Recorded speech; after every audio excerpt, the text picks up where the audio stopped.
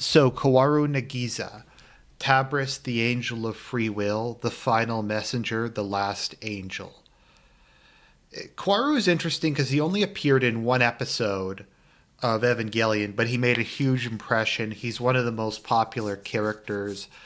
He appears in a lot of side media. I think part of it is one of the things I like about Eva is it has a very limited cast. There aren't really any superfluous characters. Everyone like has a specific point.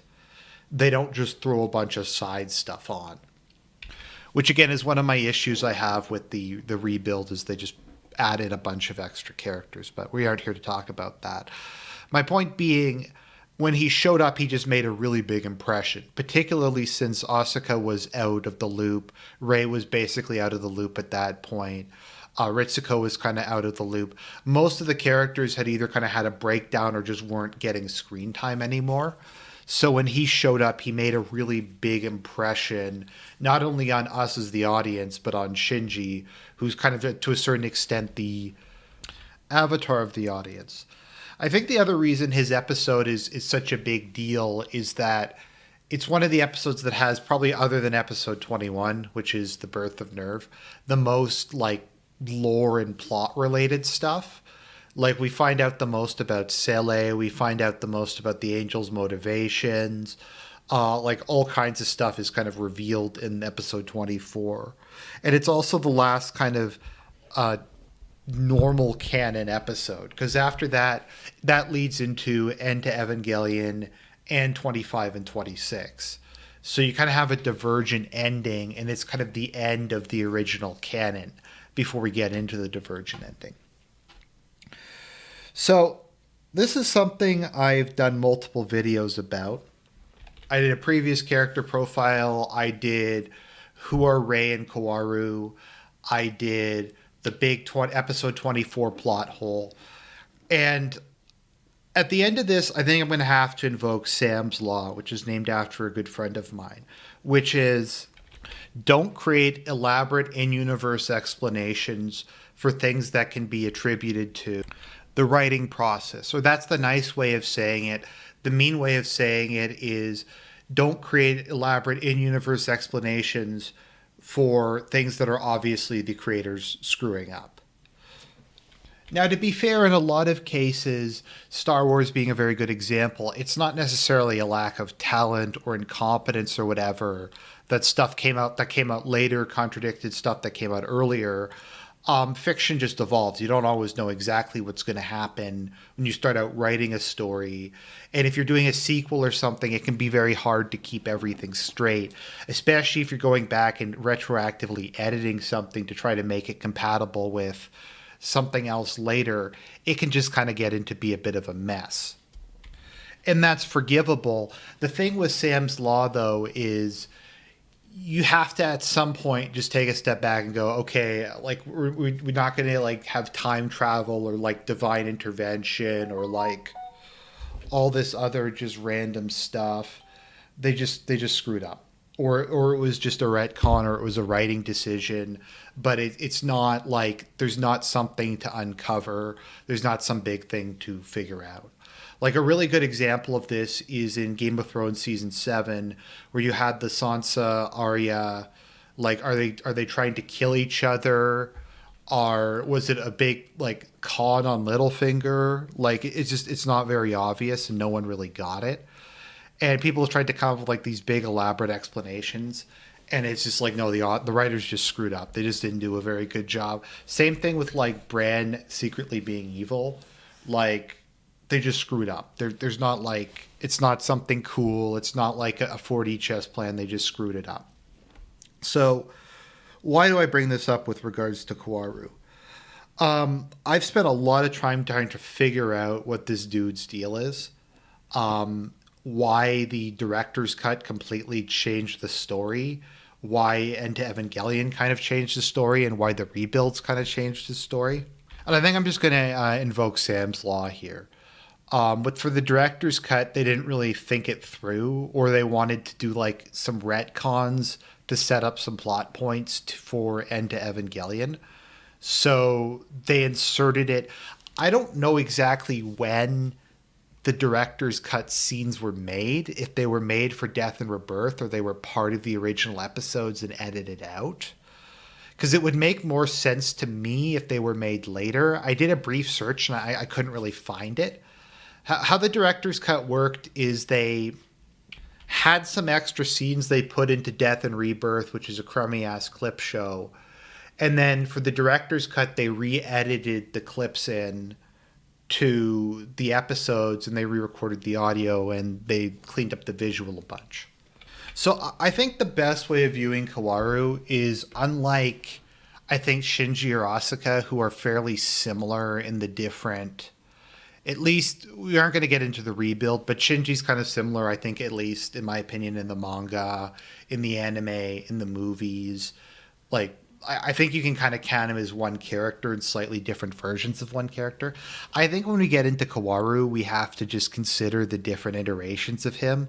Normal Kaworu, like director's cut Kaworu, movie Kaworu, and like rebuild Kaworu as just being completely separate entities who are just different characters. Because I think that's, first off, the easiest way to kind of reconcile it, because otherwise it just doesn't make any sense. And I've kind of come to the conclusion there is nothing to make sense of in episode 24. They just screwed up and they didn't do a good job editing, or they didn't do a good job explaining it. So let's just walk through Kaworu and we'll just talk a bit about. So a lot of this is going to be me giving theories for different aspects of it, reflecting the different possibilities, but also the different like retroactive things. So the origin of Kaworu we're not really sure about. We know he was born he was born the day of Second Impact. At least that's what we're told. I've seen some fan theories that he's much younger than that he was only created a couple months before. Once again, as he's kind of similar to Rei, this could be like the fourth or fifth iteration of him. We really have no idea, because we do know Kaworu clones exist. It's a bit debated, I think, whether they're clones that pilot the mass production models or if they're just like computerized versions of his brain. I like to think they're clones because it's kind of more like the dummy plug.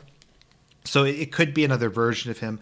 So I've seen estimates of his age from he's the age they say he is to he was created at the beginning of the Angel War as Sele's trump card to but like it's a different incarnation of him. So who he is in terms of his identity as like a metaphysical being is very complicated. In the OG, the original episode 24, I think he was just the last angel. I just think he was the final messenger. I don't think any of the stuff that later came around that he was actually Adam's soul or like any of that other stuff applies to the original. I think he was what he appeared to be, which is the last angel who was born in a human body and kind of was a conflicted mix of the two natures. And we can argue whether it's like his human nature was consumed by his angel nature like a drop of vinegar in the ocean, or if he had one nature that was both human and divine, or if he only had a divine nature but his body was fake. I mean, there's a lot of different versions of this, but the question is, did Kaworu have his own soul, or did he have Adam's soul?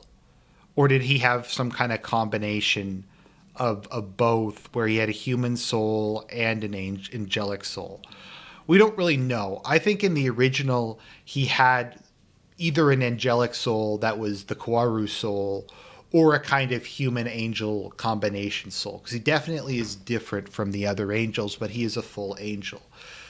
Now, the director's cut changed it to make Kaworu have Adam's soul, and if that's the case, it'd be interesting to know if he maintains any of the memories from his past life. Because Rei doesn't seem to have any of the memories from her past life. since she doesn't seem to have memories from before she became Rei, back when her soul was in her proper body with Lilith. So we don't know if Kaworu has any memories. We also don't know anything about how he was raised, which is, to me, always an interesting piece of speculation, because he's loyal to Sele, so presumably Sele raised him or someone raised him on their behalf. So, like, was he raised by Chairman Keel or one of the Sele members directly? Was he raised in one of their labs? Was he raised by, like, some random couple in the countryside? We really have no idea. He even could have been in, like, cryostasis for the last 13 years.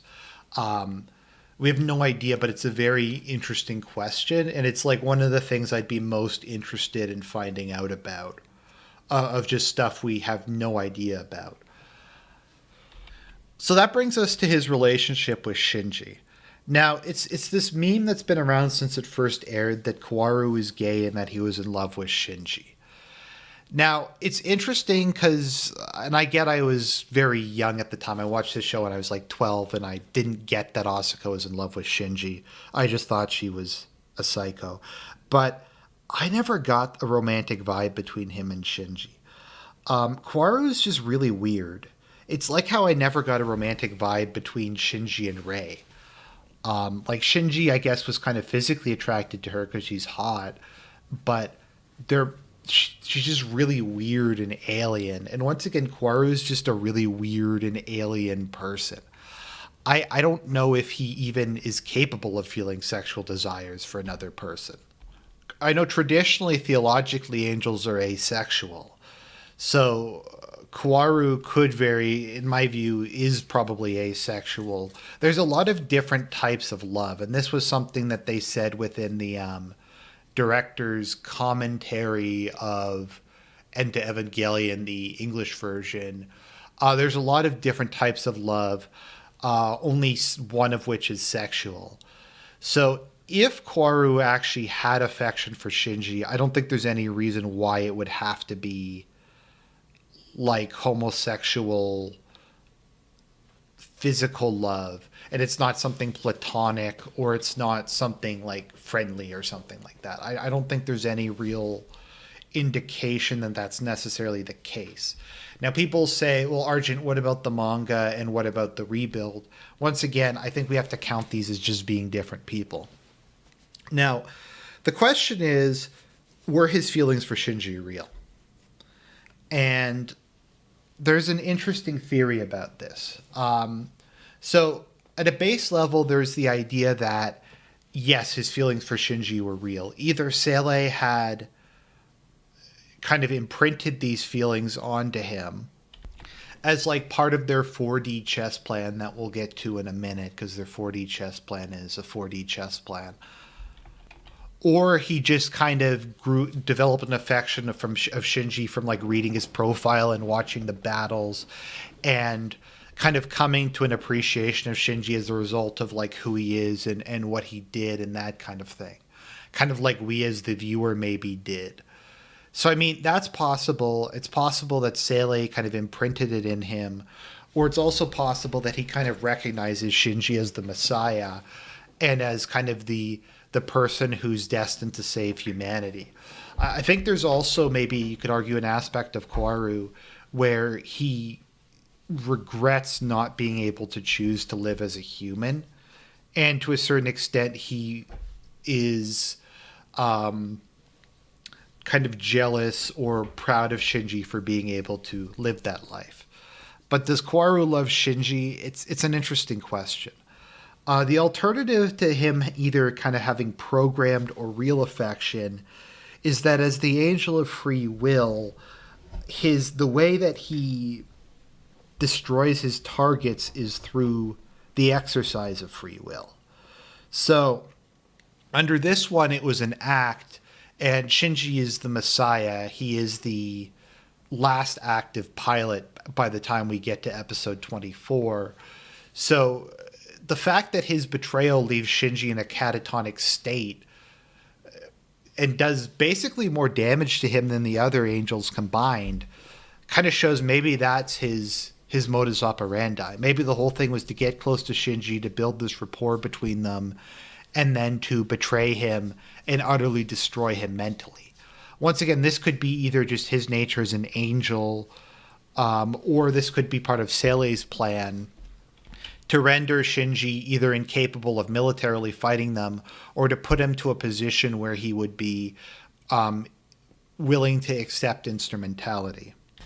I kind of lean towards the latter, even though I guess it's probably less supported directly, just because I think it's more interesting to see Kaworu as a satanic figure, as being like this charming, he seems loving, etc. But he's actually very dark deep down.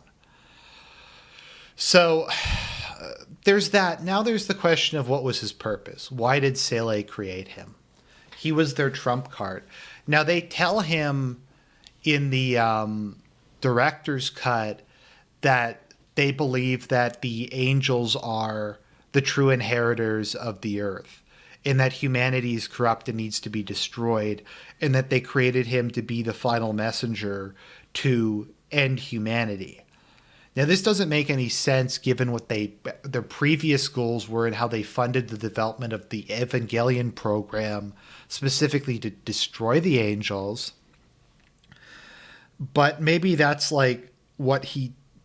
I don't... Like, it doesn't make any sense. I think they just screwed it up. So I don't know why they tell Kaworu that. I think it's just to, like, manipulate him, maybe. But it's...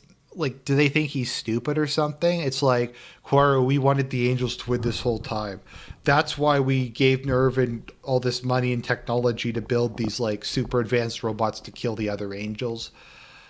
Maybe, like, their thing was, you're going to do it properly because we've inducted you into our Gnostic cult or whatever. Your version of Third Impact is going to be more in line with ours. So, like, I don't really know why they even made him. I mean, obviously it was kind of useful that they could use clones of him to pilot the mass production models, but I don't really get it. My best guess is the reason he was created was as a trump card in case Gendo tried to betray them before the end came. So if Gendo tried to screw them or pull some shenanigans prior to Armesiel being defeated and Kaworu being the final messenger, they could send him there to kill Gendo and take Nerve down. So that's my personal theory, is that he was there to be their insurance policy. Because it's implied at least that he's the most powerful angel and that his AT field was so strong it could shut down subatomic particles, whatever that means. So then we get to the scene where he's talking to Seilei on the lake, which is something we see in the director's cut. Now there's like a whole bunch of stuff that happens here. Okay, so this is the lake conversation, so let's just go through this. Humans cannot create anything out of nothingness. Humans cannot accomplish anything without holding onto something. After all, humans are not gods. But there is one man who is trying to obtain power equal to that of God. Something interesting with Seilei is they say God with an uppercase G, not a god, God. There is a man who is not one of us attempting to open Pandora's box once again. There is a man trying to close the box before the hope at the bottom appears. I do love that line. Hope, you're saying this is the Lilim's hope? Hope exists in as many forms as there are people, and that is because hope only exists in the hearts of people. However, our hope is becoming substantiated. I don't know what that means. Now, there's a bunch of different interpretations of this. If you look at it, there's extra monoliths in this scene, so there's like 15 of them instead of the normal 12. So some people have said that it's the other angels. I don't know. It doesn't make a lot of sense. Okay, so what their hope is, I'm not really sure. That is Lilith, the progenitor of mankind, who are false successors from the Black Moon, and Adam, the progenitor of the angels, who are true successors from the lost White Moon. Okay, we're not going to get into the moons right now. That's for another day. His salvaged soul exists only within you. So this confirms Kaworu is Adam. Now, I don't remember from End to Evangelion it ever explicitly stating it. Maybe it's because I watched that before I watched Death and Rebirth, but I don't really recall them explicitly stating anywhere in End to Evangelion that Kaworu has Adam's soul, nor do I remember that being in episode 24, and I've watched episode 24 like 5 or 6 times, that being mentioned, and it adds a lot of problems. So here's the thing that makes the least sense. However, his resurrected body already exists within Akari. So this is where we get to the biggest single plot hole in the series, and I've come to the conclusion there is no explanation, they just fucked it up. So Kaworu went to Terminal Dogma to get Adam, despite knowing Adam wasn't actually there. It was in Gendo Akari's hand. So why didn't he just go to Gendo? If he, like, it doesn't make any, like, there's no explanation for it. That is why we entrust you with our wish. I know, that's why I'm here now, after all. It kind of appears in this scene that Sele is the angels just because their motivations seem kind of similar. It doesn't really make a lot of sense. Okay, so let's get to the descent into Terminal Dogma. So in the original version, the angels have pretty consistently been trying to reach Terminal Dogma for some reason, ever since the first episode. Now, there's a lot of different theories as to this. I think Sadamoto in the manga says the angels had different motivations. Some were trying to rescue Adam. Some were trying to destroy the Evangelions. Some didn't have any motivation whatsoever. Because in episode 8, the Over the Rainbow gets attacked because Kaji has Adam's fetus. Also, it doesn't make sense in that episode because they say Adam is the first human, but Lilith was... Whatever, that's a side note. But, yeah, angels have been trying to get to Terminal Dogma even before Adam was kept there. I don't know if there's Lilith emits a similar call and they're trying to reach her, either because they want to destroy her, which I think is very likely, given that they're opposites, or they're called by the Evangelions, either because they want to merge with them, or they think that they're Adam, or something to that effect. I'm also of the opinion that Lilith is there crucified to act as a decoy, because the white giant, maybe the angels know something's there, but they're not sure exactly what it is. So, in my opinion, in the original, Kaworu was sent by Sele. I don't know why they sent him, like what they said his agenda was. My best guess, other than the theory that they sent him there to just screw with Shinji, is they had held him in reserve, like I said, in case Gendo screwed with them or tried any shenanigans. And since all the other angels were dead, their plan had been fulfilled and they no longer had a use for their trump card. So they just sent him on a suicide mission and lied to him about it. Because they didn't have the ability to kill him. The only one who has the ability to kill him is an Evangelion pilot, in this case, Shinji. So my thinking is in the original version, they lied to him and told him that Adam was in Terminal Dogma and sent him there to get Adam. They may have even not given him any kind of directions and just sent him there knowing that he would attempt to reach Terminal Dogma.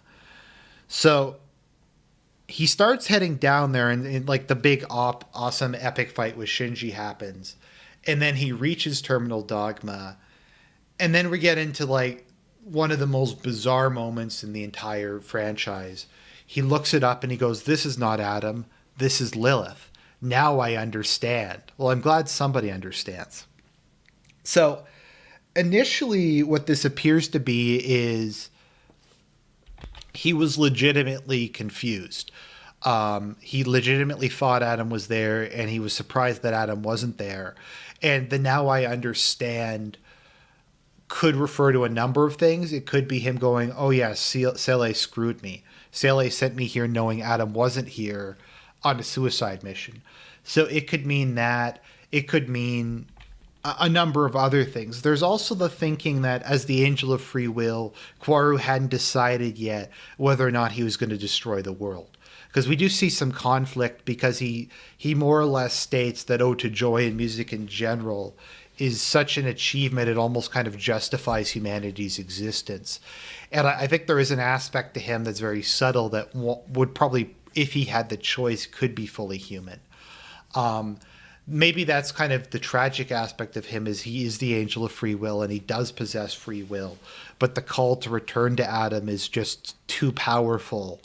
And these two conflicting feelings, the desire for humanity to survive and flourish, and the desire to return to Adam and fulfill his purpose, are just too great. It's an equation that can't balance itself. It kind of reminds me of what happens with Javert in Les Miserables, where despite chasing after him for like 30 years, Jean Valjean saves him, and he can't accept that Jean Valjean is both a criminal and a good man, so he kills himself because he can't like square the circle. So I think the two main explanations I have is either A, he's like, oh crap, Sele screwed me, and B, he decided that humanity was worth more than him. So then we get to the part with Shinji, so we don't know if, like, once again, is he being sincere and he does love humanity and he thinks they have more value than him, and that's why he allows Shinji to kill him? Or is it like option number 2, and he's just saying it to screw with Shinji? And then there's what's known as the Casablanca theme, where he was saying that because Ray was there for no adequately explained reason, and he was telling her, oh, this is Lilith, as if Ray didn't know it. And some people say he was saying that to Ray rather than to the white giant, that he was looking at Ray and he's saying, you're Lilith, as kind of a way of tipping her off if Ray didn't know whose soul she had within her. So those are kind of the theories that we have regarding what his agenda was. And none of them really make a lot of sense. And most of them kind of contradict what happened then and what happened afterwards. So ultimately, I think there's two ways we can view Kaworu. There's a lot of subsets to this depending on what Sele's like 4D chess plan was. The first one is Kaworu is more or less what he comes across to be. He's a human-angel hybrid who's deeply conflicted by his two natures.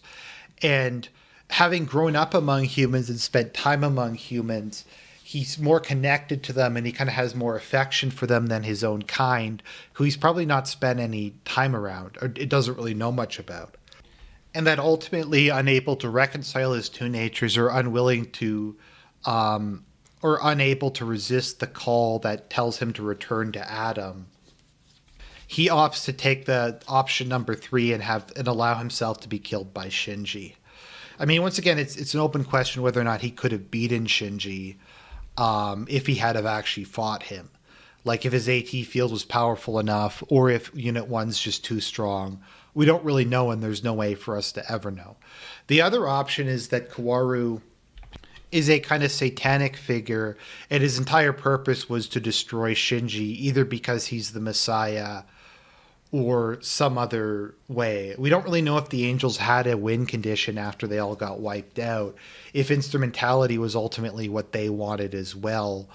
And so getting Shinji to accept Sele's version of instrumentality, might have also constituted a victory to him, or he was just sent by Sele for the sole purpose of screwing with Shinji. So I don't think we know. I don't think there's a way for us to know. I think, though, you have to treat you have to either like just treat them as almost two different continuities. The original without the added scene and the new one with the added scene is like two separate characters with two separate sets of motivations, and that you can't reconcile the two of them together. Also, that just him in the rebuild is like a completely different, largely unrelated character who happens to have the same name and look kind of similar. So I know that was super long and rambly, but I think I covered all the points I wanted to cover. Like I said, these are my thoughts. In truth, I think they just screwed up. Or they changed their minds later on and they just didn't make it like super clear. So that all being said, I hope you enjoyed the video. Lots more content to come, more Evangelion content to come in the future. And God bless everyone.